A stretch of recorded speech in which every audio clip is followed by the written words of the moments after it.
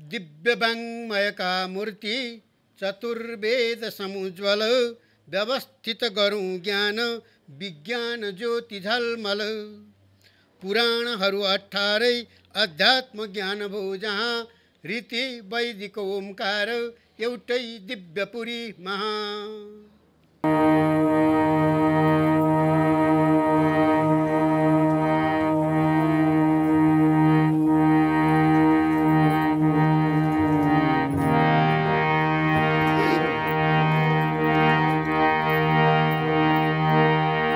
गजाननं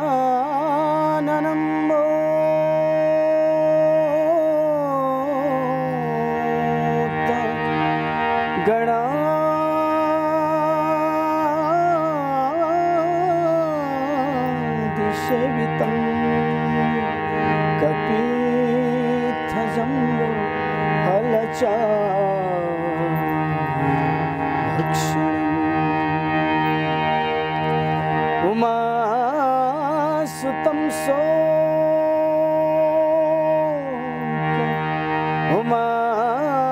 उमासुतं शोक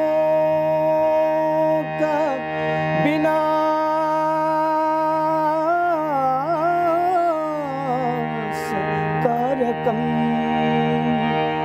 नमामि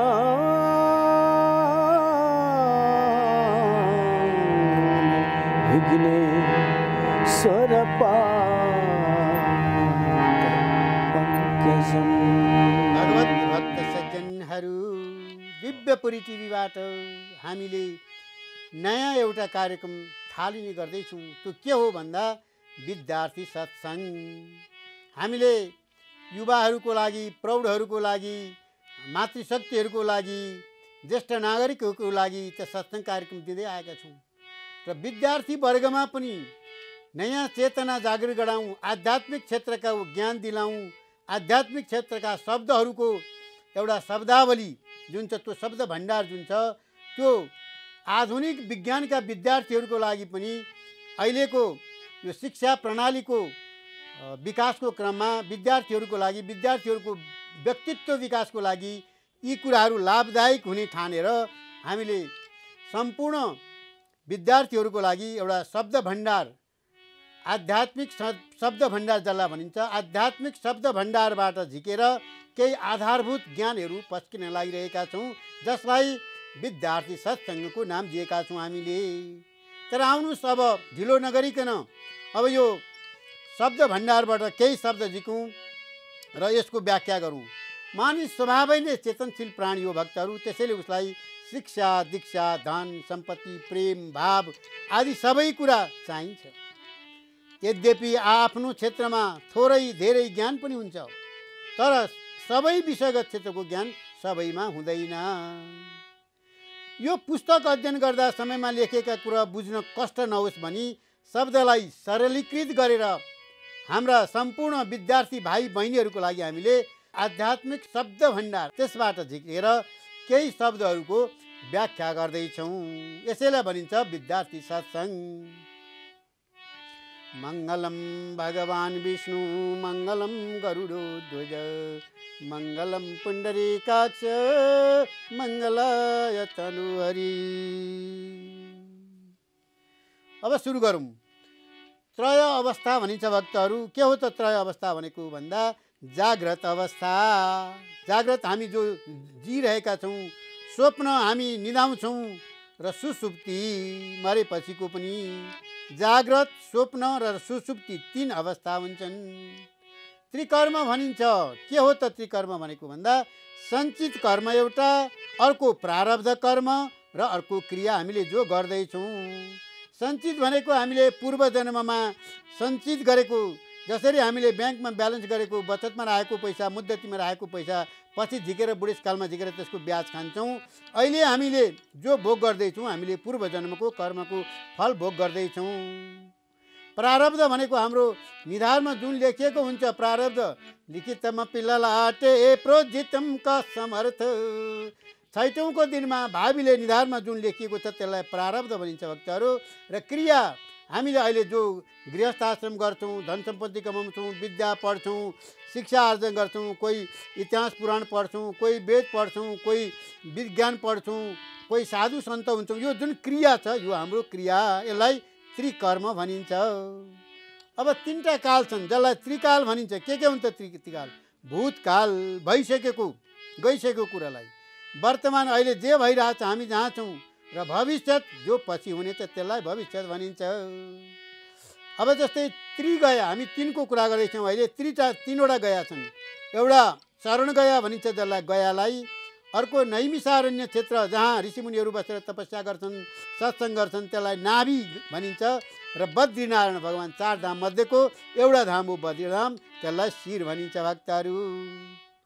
अब त्रिनेत्र के हो त? त्रिनेत्र भनेको भनेर कसैले क्विज कन्टेस्टमा विद्यार्थीहरूलाई सोध्यो भने त्रिनेत्र भनेको चन्द्र एउटा नेत्र, सूर्य अर्को नेत्र र अग्नि अर्को नेत्र गरी तिनवटा नेत्र। अर्को त्रिनेत्र चाहिँ ध्यान गर्दा यहाँ हाम्रो यो यहाँनिर त्रिनेत्र धारणा गरेको, यहाँ त्रिनेत्र दुईवटा आँखा अगाडि भए माझमा त्रिनेत्र हुन्छन् भनेर ध्यानको चाहिँ यहाँ त्रिनेत्र पनि भनिन्छ। यसलाई पनि त्रिस्थल छन्, तिनवटा स्थल कुन कुन हुन्छ?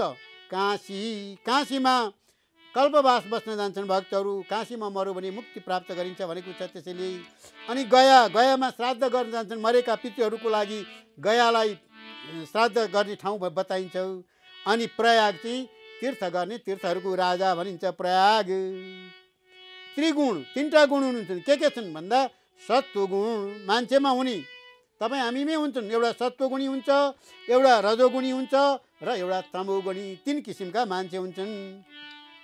सात्विक, सत्वगुणी भनेको सात्विक आहार खाने, मध्य माछरी आदि नखाने, माछा मासु नखाने, होइन, सात्विक भोजन गर्ने, जो ऋषिमुनिहरू, वेदपाठीहरू, ब्राह्मणहरू, सज्जनहरू, साधु सन्तहरूमा पर्दछन्, अरू पनि भक्तहरू साधकहरूमा पर्दछन्।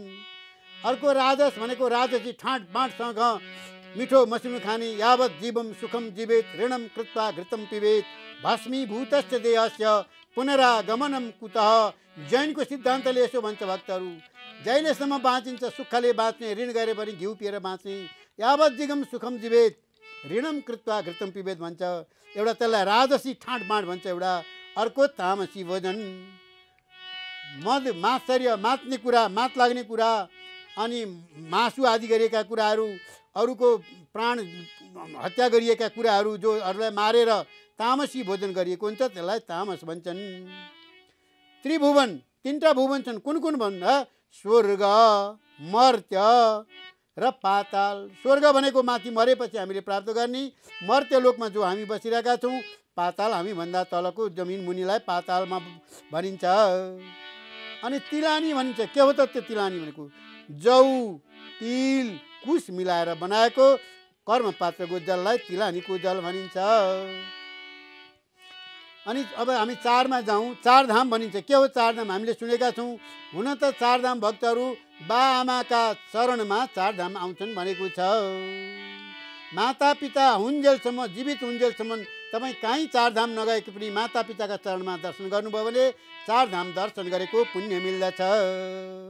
ती चारधाम कुन कुन हुन्छ भन्दा बद्रीनाथ, सत्ययुगमा बनेका ती बद्रीनाथ, अनि रामेश्वर, उत्तर रामेश्वर, अनि त्रेतायुगमा दक्षिण भारतमा द्वारका र पश्चिममा जगन्नाथपुरी गरेर बद्रीनाथ, रामेश्वर, अनि द्वारका र जगन्नाथपुरी यी चारधाम मानिएको छ। यी चारधाम माता पिताका चरण समान हुन्छन्। चार वेद, चार वेद भनेको विश्व संहिता, विश्व ब्रह्माण्डको संहिता वेद। वेदभन्दा पुरानो शास्त्र, वेदभन्दा पुरानो ग्रन्थ कुनै पनि छैन। निगम कल्प तरुर गलितम फलम सुखमुखादमृतं द्रवसंयुतम। निगम भनेको त्यसको कहिले आयो भन्ने कुरो थाहै छैन। आगम भनेको पुराणहरू, निगम भनेको वेद, जसको आगम कहाँबाट गयो? भगवानको श्वासबाट प्रकट भएको हुनाले त्यसको निगमको कुनै प्रमाण छैन। संसारमा सबैभन्दा पुरानो वेद र संसारमा वेदमा जति कुराहरू छन्, संसारमा वेदमा नभएको कुरा संसारमा केही पनि छैन। जति कुरा यो संसारमा विज्ञानले पनि अहिले भौतिक विज्ञानले जति विकास गरेको त त्यसको मूल आधार भनेको वेद नै हो। त्यसलाई वेदलाई के भनिन्छ? विश्व, सारा विश्वको संहिता भनिन्छ। हाम्रो एउटा संविधान भने जस्तै विश्वको संहिता के भयो? आध्यात्मिक संहिता वेद मानेका छन् सारा ऋषिमुनिहरूले। वैज्ञानिकहरूले, अहिलेका भौतिकवादी वैज्ञानिकहरूले पनि यसलाई मानेका छन् र नासामा यसको वेदको रिसर्च भइरहेको छ। अनि 4 उपवेद पनि छन् फेरि यसबाट। पहिला वेद एउटै थियो, वेदव्यासले यसलाई 4 भाग बनाइदिनु भयो, बुझ्नलाई सजिलो होस्, पढ्नलाई सजिलो होस् भनेर। अनि ती वेदहरू कुन कुन छन् भन्दा ऋग्वेद, शुक्ल यजुर्वेद, सामवेद र अथर्ववेद। त्यस्तै 4 वटा उपवेद पनि छन्। अर्थशास्त्र जो आर्थिक गतिविधि हाम्रो चलेको छ अहिले, यो अथर्ववेद अन्तर्गत पर्दछ। अर्थशास्त्र यसैबाट निकालिएको। धनुर्वेद धनु धारण गर्ने अनि शस्त्रहरू बनाउने, यो सबै धनुर्वेद अन्तर्गत पर्छ भक्तहरू। गान्धर्व वेद जो अहिले यहाँ गुरुले गाइरहनु भएको छ, बजाइरहनु भएको छ, यो पनि वेदकै अन्तर्गत पर्दछ। आयुर्वेद हामी औषधि उपचारहरू गर्छौँ हैन, रोग निको पार्न उपचार, यो पनि औषधिहरू सबै आयुर्वेद अन्तर्गत पर्छ। यी 4 वटा उपवेद छन्। अनि चतुर्लिङ्ग छन्। लिङ्ग कतिवटा? 4 वटा लिङ्ग। के गर्छ भन्दा ज्योतिर्लिङ्ग, जो ध्यान गर्दाखेरि आफ्नै यहीँ निधारभित्र यहीँ हामीले तिलको गिडो जस्तो जो देख्न सक्छौँ, त्यसलाई ज्योतिर्लिङ्ग भनिन्छ। ध्यानीहरूले मात्रै, भगवत भक्तहरूले देख्न सक्दछन्। स्थावरलिङ्ग, स्थावरलिङ्ग भनेको जो पृथ्वीमा रहेका जो लिङ्ग छ त्यसलाई स्थावरलिङ्ग भनिन्छ। आकाशलिङ्ग, आकाश भइहाल्यो, गगन खुला भयो। र बाणलिङ्ग, बाणलिङ्गहरूको गएर जम्मा 4 वटा लिङ्ग भए। चतुर्वर्ग, वर्ग कतिवटा छन् भन्दा 4 वटा, अर्थात् 4 पुरुषार्थ छन्। ती के हुन्? धर्म, अर्थ, काम, मोक्ष। धर्म भनेको हामीले गर्ने कुराहरू, अर्थ भनेको हामीलाई चाहियो खाने, ल्याउने, पिउने, सुन्ने, लुगा लाउने, विधि व्यवहार गर्नलाई अर्थ चाहियो। काम भनेको स्त्री भोग गर्ने हैन, काम वासना स्त्री भोग गर्ने, सन्तान उत्पादन गर्ने, यसलाई काम भयो। मोक्ष भनेको मरेपछि प्राप्त हुने, यसबाट मुक्ति पाउनेलाई मोक्ष भनिन्छ। त्यसमा संसारमा 4 वटा पुरुषार्थ छन्। अनि 4 वटा ब्राह्मण बताइएको छ, 4 वर्ग बताइएको छ भक्तहरू। 4 वर्ण, धर्म, अर्थ, काम, मोक्ष पछि 4 वर्णको पालो आयो। ब्राह्मण, क्षत्रिय, वैश्य, शूद्र। यो चाहिँ कर्मले विभाजन गरेको छ। ब्राह्मण कर्म गर्ने ब्राह्मण, जोसुकै पनि ब्राह्मण हुनसक्छ। यसमा कुनै जात पात लिङ्ग वर्ण भेद छैन। ब्रह्म कर्म गर्ने ब्राह्मण हुन्छ। अनि क्षत्रिय कर्म गर्ने क्षत्रिय हुन्छ। बलभाउ युद्ध गर्ने क्षत्रियहरू, ब्राह्मणहरू वेद पढ्ने पढाउने हैन, 6 वटा कर्म ब्राह्मणलाई दिएछ। क्षत्रियलाई युद्ध गर्ने, क्षेत्रको रक्षा गर्ने, बलभाउ धनुर्विद्याहरू सिकेका राम भगवान पनि क्षत्रिय कुलका हुन्। अनि वैश्य, व्यापार पनि चाहियो, व्यापार नभए हामीले खान पाउँदैनौँ हैन। विविध किसिमका उपभोग्य वस्तुहरू हामीसम्म पुर्याउने, ल्याइदिने, व्यवसाय गर्नलाई वैश्य भन्छ। शूद्र, अनि शूद्र भनेको पृथ्वीमा हामीले जति पनि कामहरू गर्नुपर्छ, हामीलाई चाहिने साधनहरू बनाउनु पर्छ, कोदाली खनेदेखि लिएर अरू बनाउने, शस्त्र बनाउने, जति जति कामहरू गर्ने जो हो त्यसलाई चाहिँ सुधार्ने काम गर्नेलाई शूद्र भनेको। शूद्र भनेको तल्लो जाति होइन, सुधार्ने काम गर्छन्। किनभने माटोलाई सुधार्नलाई त फलामको कोदालो चाहियो कि फाली चाहियो कि कोदाली चाहियो, त्यसलाई सुधार्नु पर्यो। त्यस्तो सुधार्ने चिज बनाउनेलाई, अनि कुनै चिज केही बनाउनु पर्यो भने हामीलाई केही छेड्नु पर्यो भने, केही काट्नु पर्यो भने हतियार चाहियो, त्यो सुधार्ने भनिन्छ। त्यो बनाउनेलाई शूद्र भनिन्छ। 4 वर्ण पनि भए। अब 4 आश्रम छन् मनुष्य जीवनमा। हेर्नुहोस्, एउटा ब्रह्मचर्य आश्रम, 5 वर्षसम्म आमाको काखमा रहने, आमाको सेवा शुश्रूषा गरेर आमासँगै रहने। अनि 5 वर्षपछि गुरुको आश्रममा जाने, ब्रह्मचर्यमा रहेर गुरुको सेवा गरेर गुरुकै घरमा बसेर गुरुकुलमा बसेर पढ्नुपर्छ। त्यसलाई ब्राह्मण आश्रम भनियो। अर्को ब्रह्मचर्य आश्रम भनियो। अर्को गृहस्थ आश्रम। अब 25 वर्ष पुगेपछि घरमा आउनु पर्यो, विवाह बटुलो गर्नु पर्यो, अनि आमा बाबुको सेवा गर्नु पर्यो, पाल्नु पर्यो, खेती किसानी गर्नु पर्यो, त्यसलाई गृहस्थ आश्रम भनिन्छ। अब त्यसपछि पनि केही समय गरेपछि यस पनि विरक्त जाग्यो, भगवानतिर भक्ति लाग्यो भने वानप्रस्थ आश्रम, कल्पवास जाने, काशी जाने, गया जाने, प्रयाग जाने, हरिद्वार जाने, हाम्रै देवघाट जाने, यिनी स्थानमा गरेर कल्पवास बसेर भगवत भक्तिमा मान लगाउनलाई वानप्रस्थ आश्रम भनिन्छ भक्तहरू। अर्को छ सन्यास आश्रम। सन्यास भनेको सन्यासी लिने, सन्यास धारणा गर्ने, गेरु वस्त्र धारण गर्ने, गुरुको दीक्षा लिने। जोगी भन्छौँ नि हामी, घर घर भिक्षा मागेर जोग्यो, धर्मबाट जोग्यो, कर्मबाट जोग्यो, पापबाट जोग्यो, माया मोहबाट जोग्यो, सन्तानबाट जोग्यो, सम्पत्ति कमाउनेबाट, सबैबाट उसलाई जुठो पनि लाग्दैन। बाउमा मऱ्यो भने पनि क्रिया गर्नु पर्दैन उसले। त्यो चाहिँ के भयो भने सन्त जसलाई सन्यास लिएको छ त्यो साधु भनिन्छ। त्यसलाई साधु भनेको राम्रोसँग साधना गरिएको, साधना गर्दा गर्दा भगवानको साधना गरेर साधिएर योग ध्यान तप बलले साधिएकोलाई साधु भन्दछन्। शास्त्र पढेर साध्यो। अचार छान्छौँ नि हामीले, विभिन्न कुरा हालेर स्वादिलो मिठो ट्वाक्क खाने बनाउँछौँ।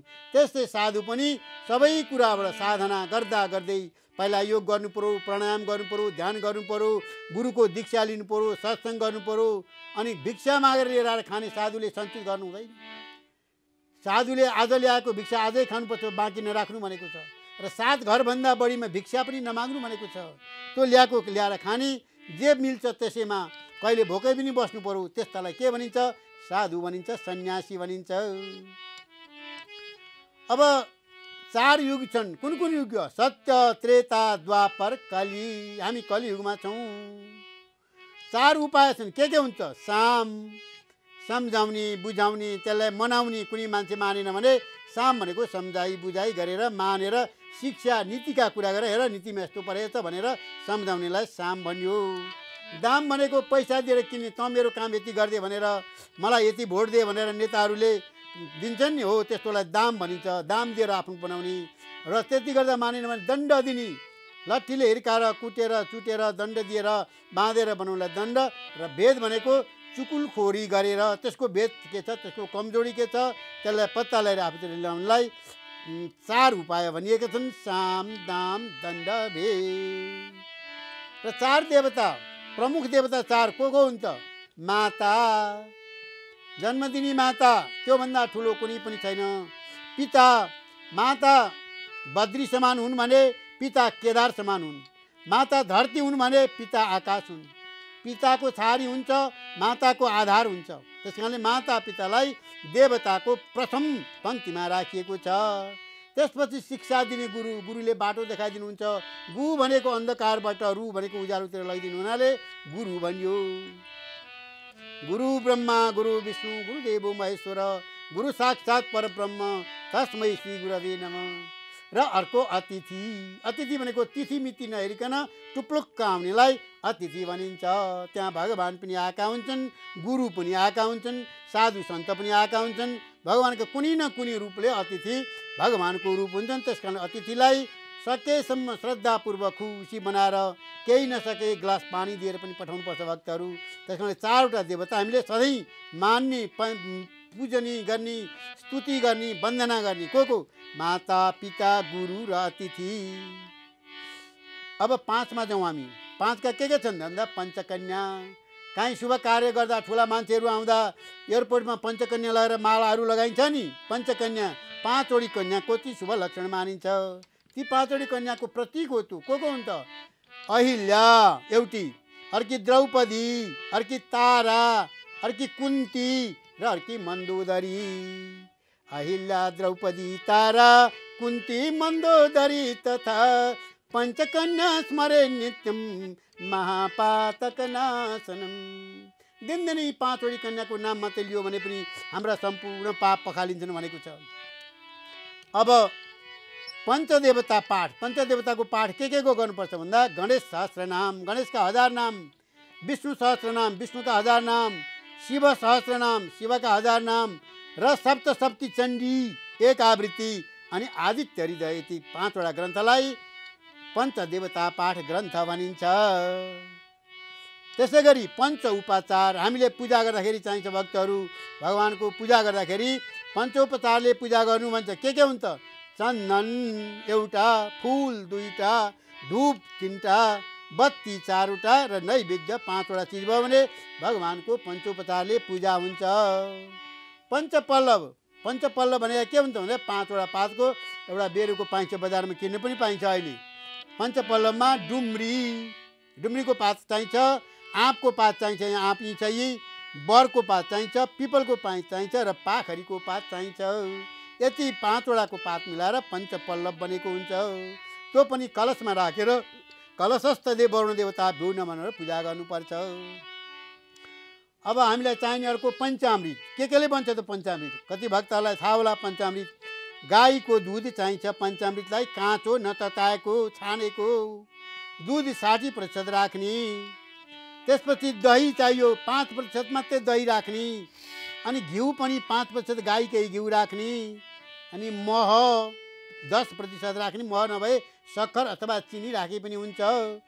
र अनि सक्खर चिनी चाहिँ 20% राख्नुपर्छ भक्तहरू। यसरी 5वटा चिज राखेपछि पञ्चामृत बन्छ। के? दुध, दही, घिउ, मह, चिनी अथवा सक्खर, 5वटा चिजले पञ्चामृत तयार हुन्छ। अब हामी पञ्चपात्र भन्छौँ। दिनदिनी जप गर्दा, ध्यान गर्दा, प्राणायाम गर्दा चाहिन्छ पानी अचाउनुपर्छ। त्यो पञ्चपात्रलाई कतिवटा राख्नुपर्छ? पाद्यम, एउटा पाद्यम राख्ने चाहियो। एउटा अर्घ राख्नलाई अर्घ्यम भन्यो। अर्को आचमनियम, फेरि आचमनियम गर्नु पर्यो। अनि पुनः आचमनियम, फेरि स्नानियम नुहाइदिने। यसरी 5वटा भाँडा चाहिन्छ पूजा गर्दाखेरि अब पञ्चतत्त्व पृथ्वी जो हामी बसेका छौँ, पृथ्वीमा सारा भोग गरेका छौँ, पृथ्वीलाई कुल्चेका छौँ, घर बनाएका छौँ, जग्गा जमिन खेती गरेका छौँ। अनि जल अर्को हामीलाई नभई नहुने प्राण रक्षा गर्नलाई पृथ्वी जल दुईटा आवश्यक छ। तेज भनेको प्रकाश जो सूर्य भगवानले हामीलाई दिइरहनु भएको छ। सूर्य भगवान लाग्नु भएन भने कस्तो हुन्छ हामीलाई?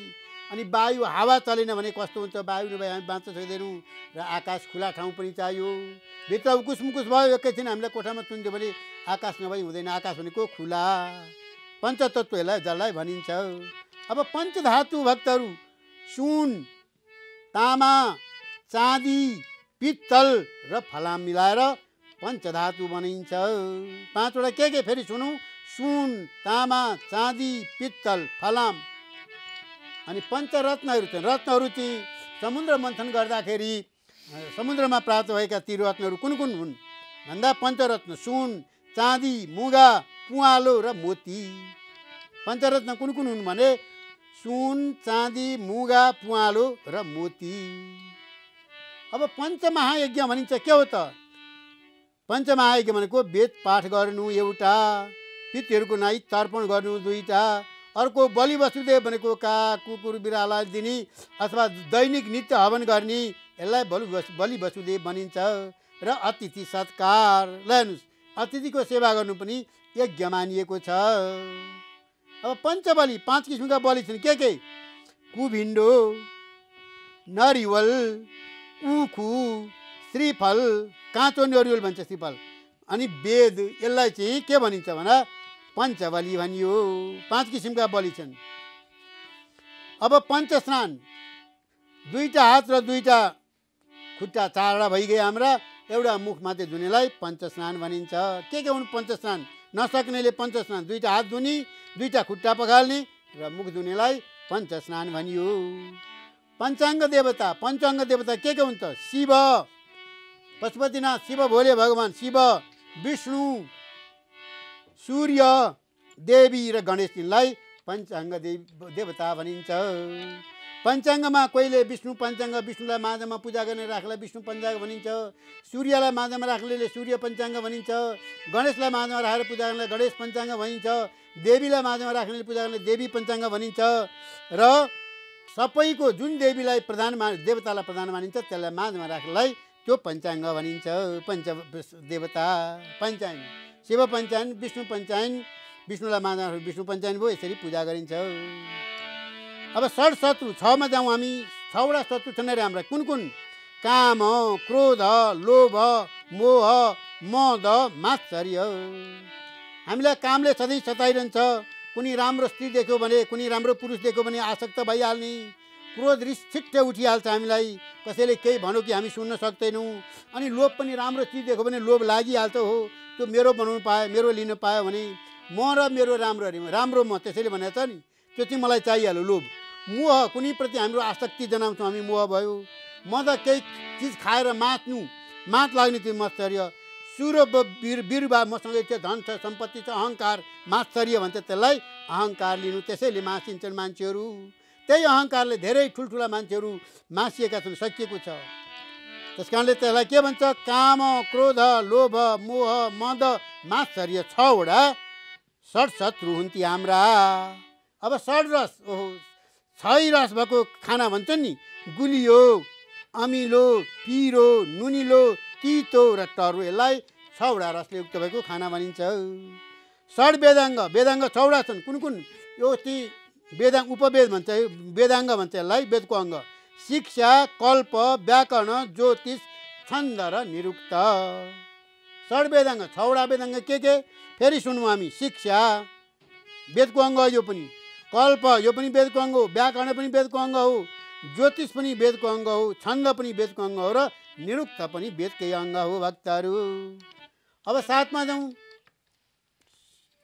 सप्तकोशी, 7 वटा कोशी छन्। कुन कुन? इन्द्रावती पहिलो, तामाकोशी, दुधकोशी, अरुण, वरुण, तमोर र सप्तकोशी, 7 वटा कोशी छन्। सप्तगण्डकी कुन कुन? बुढी गण्डकी, मर्स्याङ्दी, मादी, दरौदी, सेती र काली गण्डकीलाई सप्तगण्डकी भनिन्छ। अब सप्तमृत मातृका ब्राह्मी, माहेश्वरी, कौमारी, वैष्णवी, बाराही, इन्द्राणी, चामुण्डा, यी सप्तमातृका देवीका नाम हुन्। के हुन्? ब्राह्मी, माहेश्वरी, कौमारी, वैष्णवी, बाराही, इन्द्राणी र चामुण्डा। सप्तद्वीप छन् संसारमा। जम्बुद्वीप, प्लक्षद्वीप, साल्मद्वीप, कुशद्वीप, क्रौञ्चद्वीप, शाकद्वीप र पुष्करद्वीप। हामी जम्बुद्वीपे भनेर सङ्कल्प गर्दा जम्बुद्वीपमा छौँ हामी बसेका। जम्बुद्वीप, प्लक्षद्वीप, साल्मद्वीप, साल्मलीद्वीप, कुशद्वीप, क्रौञ्चद्वीप, शाकद्वीप र पुष्करद्वीप। सप्तऋषिहरू, सप्तऋषि को छन्? कश्यप, अत्रि, भरद्वाज, विश्वामित्र, गौतम, जमदग्नि र वशिष्ठ। हाम्रा यिनै कुल वंशका हाम्रा आधार हुन्। यिनै ऋषिका सन्तान हौँ हामी। यिनै ऋषिबाट हाम्रा गोत्रहरूको, प्रवरहरूको, थरहरूको नाम रहेको छ। काश्यप गोत्री, भारद्वाज गोत्री, अत्रि गोत्री, विश्वामित्र गोत्र, यी सबै हाम्रा ऋषिमुनिहरूबाट हाम्रा पुर्खा हुन्। यिनीका सन्तान हौँ हामी। सप्तरङ्ग कुन कुन छन्? 7 रातो, कालो, सेतो, निलो, पहेँलो, हरियो, गुलाबी। यी 7 वटा रङ्गमा अरू रङ्ग मिसाएर विभिन्न इन्द्रेणीको पनि 7 वटा रङ्ग हुन्छ। त्यसैले यो 7 रङ्गलाई मान्यता दिएको छ। अनि सप्तगङ्गा, गङ्गा पनि 7 हो। गङ्गा, यमुना, नर्मदा, सरस्वती, गोदावरी, सिन्धु र कावेरी। यी तीर्थ स्नान गर्न जानेले गङ्गा, यमुना, नर्मदा, सरस्वती, गोदावरी, सिन्धु, कावेरी यिनमा स्नान गर्नुपर्छ तीर्थ स्नान गर्नेले। सप्तधान्य धान, गहुँ, जौ, तिल, मास, मुग, कागुन, यसलाई सप्तधान्य भन्छ। मान्छे मरेको बेलामा सप्तधान्य राखेर बत्ती बालेर क्रिया आदि गर्नुपर्छ। अनि सप्तमृत्तिका चढाउनु भन्छन् पूजा गर्दा गुरुहरूले। के हो त? घोडाका टापको माटो, कहाँ पाउनु त? हात्तीका पाइलाको माटो, अनि धमिराको गोलोको माटो, 4 दोबाटोको माटो, दहको पुछारको पिँधको माटो र गाईको गोठको माटो, अनि राजाका ढोकाको माटो पनि त्यति पवित्र मानिएको छ भक्तहरू। के छन् सप्तमृत्तिका? घोडाको टापको माटो, हात्तीको पाइलाको माटो, धमिराको गोलोको माटो, चौबाटोको माटो, दहको पिँधको माटो, गाईको गोठको माटो र राजाका ढोकाको माटो। ल हेर्नुहोस्, सप्तधातु मध्येमा सुन, तामा, चाँदी, पित्तल, फलाम, राङ र सिसा। 7 वटा पुरी छन् संसारमा। कुन कुन मोक्षदायी? अयोध्या, मथुरा, काशी, काञ्ची, माया, हरिद्वार, अवन्तिका र द्वारका, द्वारावती भन्छ त्यसलाई। यी 7 वटा पुरीको दर्शन गर्यो भने मुक्ति प्राप्त हुन्छ। अयोध्या रामको जन्मभूमि भयो, काशी विश्वनाथ भगवानको बस्ने स्थान भयो र हरिद्वार श्रीकृष्णको दरबार भएको ठाउँ हो। अवन्तिका, उज्जैन, यी सबै 7 वटा पुरी मोक्षदायिनी पुरी मानिन्छन्। मोक्ष प्राप्त गर्ने चाहने भक्तहरूले यो पुरीको दर्शन गर्नुपर्छ। सप्तद्वार मातृका पूजा गरिन्छ। घरमा हामीले विवाह उत्सवहरू केही गर्नु, पुराणहरू लगाउँदाखेरि सप्तमातृका पूजा गरिन्छ। नन्दा, नन्दिनी, वासिष्ठी, वसुदेवा, भार्गवी, जया, विजया यी भगवानका पाले हुन्। विष्णु भक्तका यो भागवतमा आउँछ यो कथा भक्तहरू। यी 7 वटा मातृकाको पूजा गरेर दैलोमा त्यसको गोबरको थुप्रो लगाएर त्यहाँ पूजा गरिन्छ। अष्टनाग, हामी नागको पनि पूजा गर्छौँ। हामी प्रकृतिका पूजा, पहाडको पूजा गर्छौँ, कुकुरको पूजा गर्छौँ, गाईको गोरुको यावत पूजा गर्छौँ हामी सनातन वैदिक सनातनी हेर्नुहोस् त। अनि अनन्त वासुकी पद्म महापद्म ततक्षक कुली र कर्कट शङ्ख सुमेरु कैलाश हिमालय गन्धमादन त्रिकुट चित्रकूट चन्द्रावर्त मरुत यी 8वटा पर्वत र 8वटा नाग अष्टनाग र अष्ट पर्वत छन्। के हुन् अष्टनाग? अनन्त नाग, वासुकी नाग, पद्मनाग, महापद्मनाग, तक्षक नाग, कुली र नाग, कर्कट नाग, शङ्ख नाग यति 8वटा नागका नाम छन्। त्यस्तै पर्वतका सुमेरु पर्वत जहाँ भगवान शिवजी बस्नुहुन्छ कैलाश भनिन्छ, त्यो कैलाश पनि त्यही हो। हिमालय पर्वत, गन्धमादन पर्वत, चित्रकूट पर्वत र चन्द्रावर्तन पर्वत, मरुत भगवान त्यहाँ बस्नुहुन्छ। मरुत भनेको वायु। अष्टदिशा 8वटा दिशा छन्, पूर्व आग्नेय, दक्षिण नैऋत्य, पश्चिम वायव्य, उत्तर ईशान। अष्टलक्ष्मीहरू छन् कुन कुन? धनलक्ष्मी, हामीलाई धन चाहियो धन धान्यले, धान्यलक्ष्मी, धान्यलक्ष्मी भनेको अन्न आदि उत्पादन गर्ने धनलक्ष्मी, धन सम्पत्ति वैभवहरू, हिरा मोती माणी माणिक्य लिने। ऐश्वर्य लक्ष्मी, ऐश्वर्य भनेको पद प्रतिष्ठा मान, राजा मन्त्री प्रधानमन्त्री हुने जुन छन्। अधिलक्ष्मी, विद्या दिने लक्ष्मी, गजलक्ष्मी, वीरलक्ष्मी, युद्ध गर्नलाई, सन्तान लक्ष्मी, सबैलाई हामीलाई लक्ष्मी चाहिन्छ। अष्टलक्ष्मीहरू छन्। अष्टगन्ध 8 किसिमका गन्धहरू छन्। के भने श्रीखण्ड, अगरबत्ती, अगुरबत्ती, कपुर, कस्तुरी, गोरोचन, कुमकुम, हात्तीको मध र लाक्षरस। अनि अष्टमहादान मर्ने बेलामा भन्दा अगाडि दान गर्नुपर्छ। तिल, फलाम, सुन, कपास, नुन, गाई, सप्तधान्य, जमिन यी 8वटा अष्टदान गर्नुपर्दछ। अष्टाङ्ग प्रणाम भनिन्छ। कुनै मठ मन्दिरमा गयो, साधु सन्तहरू कहाँ गयो, गुरु महाराजहरू कहाँ गयो भने 8वटा अङ्गले लम्पसार परेर दण्डवत भन्छ नि, दण्ड जस्तो भएर 8वटा हाम्रा अङ्गले घुँडा पैताला यो कुम यो शिर यसरी घुम्नेलाई के भन्छ भने अष्टाङ्ग प्रणाम भनिन्छ। महिलाहरूले चाहिँ 6वटा अङ्गले, पुरुषहरूले 8वटा अङ्गले ढोग्नुपर्छ। जानुभ्याम तथा पद्भ्याम पाणिभ्याम मुरसादिय शिरसा बचचादिष्टा प्रणामोष्टाङ्ग ईरित। बुढाले, पाउले, हातले, छातीले, मनले, शिरले, वचनले, दृष्टिले प्रणाम गर्नुलाई अष्टाङ्ग प्रणाम भनिन्छ। थप भिडियोहरूको लागि हाम्रो च्यानल सब्स्क्राइब गर्नुहोस् र छेउमा रहेको बेल आइकन पनि दबाउनुहोस्।